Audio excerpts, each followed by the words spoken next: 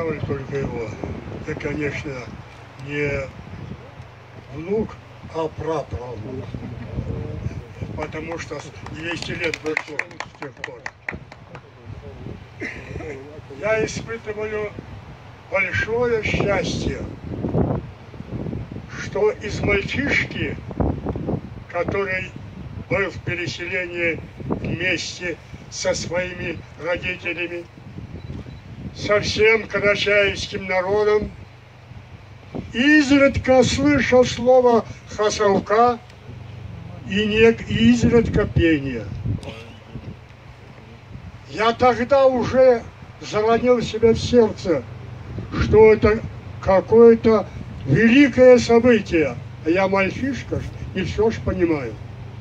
Взрослел и понял, что это событие было великим событием переломного момента. Маленькое княжество Карачай, самостоятельное государственное имеющее устройство, постояло гордо за свою честь и независимость. Сегодня находятся даже сейчас некоторые товарищи, даже постарше меня, которые говорили: а зачем это Хасавкинское сражение было проводить? Они лучше ли были добровольно присоединиться? Подумайте, что за люди эти? Они готовы к любой власти, лишь бы им было спокойно. А понятие честь, достоинство, свобода этим людям неизвестны. Я обращаюсь в первую очередь к молодому поколению. То, что мы испытали, мы не хотим, чтобы вы испытали. Но мы хотим, чтобы сделали вы правильные выводы из этого героического Хасавкинского сражения, из того договора. По договору мы вошли в состав Российской Федерации не как униженные, не как побежденные, а как самостоятельное государственное, пусть и малое княжество, но самостоятельно. Это должно делать молодое поколение и вас, и будущее, гордыми за свое будущее, за свое прошлое и будущее. Еще я хотел бы что сказать. Войны всегда кончаются миром. Мир всегда приносит счастье. И я хочу сказать о самом выдающемся великом кавказце Шамиле, имаме Шамиле. Вы прекрасно знаете, 30 лет воевал он против царской России, включая 5 лет, когда он был сподвижником предыдущих имамов. Гунип – это центр Кавказа, дающий всем нам, умным, думающим горцам, питательную гордость, то, что горцы Кавказа, гордые люди, свободолюбивые люди, те, в которых был влюблен Михаил Юрьевич Лермонтов, но сочинил великую поэму «Валерий». Его имя сегодня на устах у всех мыслящих горцев. Он воевал против горцев, а его имя сегодня звучит как песня. Поэтому это один пример. Второй пример. Шамиль, жертвуя своей честью, я там прямо скажу, решил сдаться, чтобы не подставлять больше народ к гибели. Был удивлен, как его с честью встретили в царском дворе. И вот в конце он уезжает, вы поймете, почему я так долго, уезжает в хадж, последний хадж.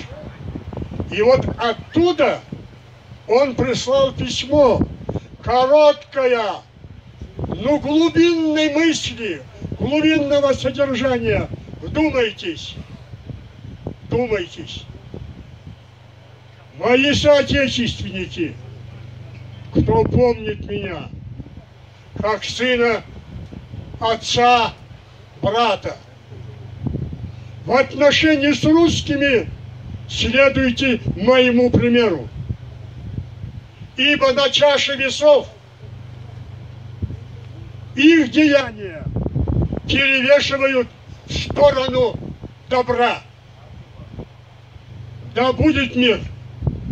Вдумайтесь, он с одной стороны говорит и о завоевательной царистской политике, но с другой стороны отдает должное великому русскому народу, народу Пушкина, Лермонтова и других выдающихся представителей.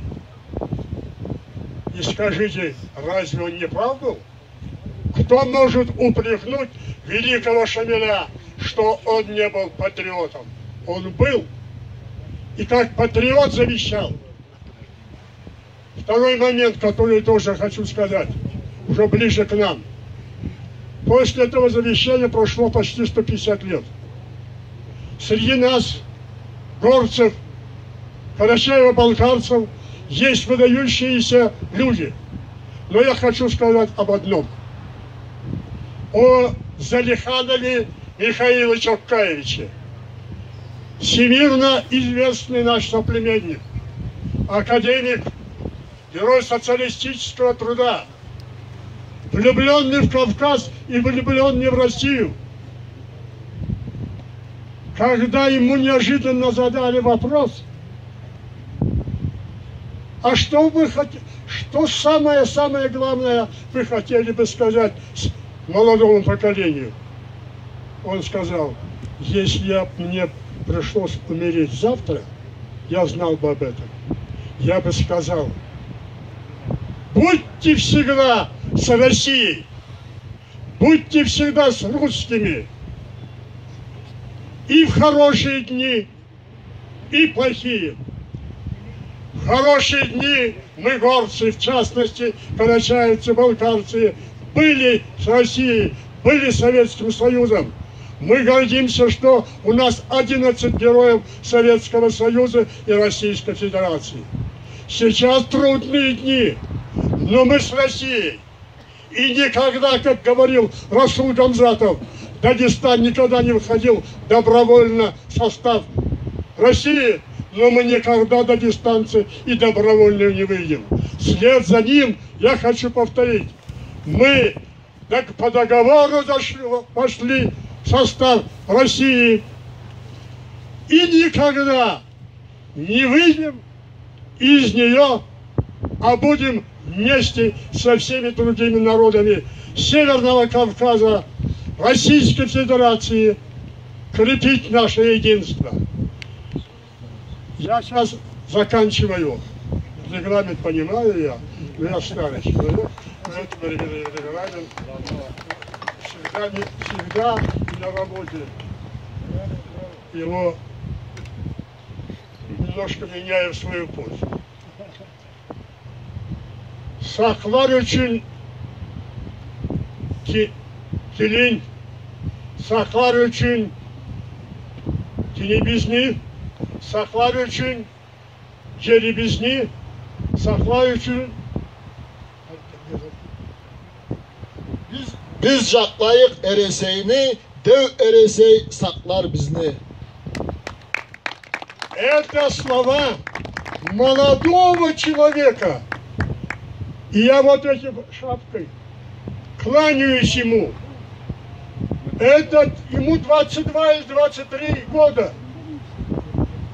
И отдаю должное его папе, известному нашему деятелю от культуры, поэту, писателю Альберту Узденову.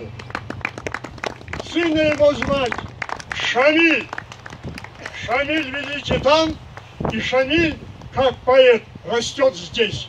Я думаю, что он нас прославит. Спасибо, Исмаил Хазарович. Зовите меня. Спасибо.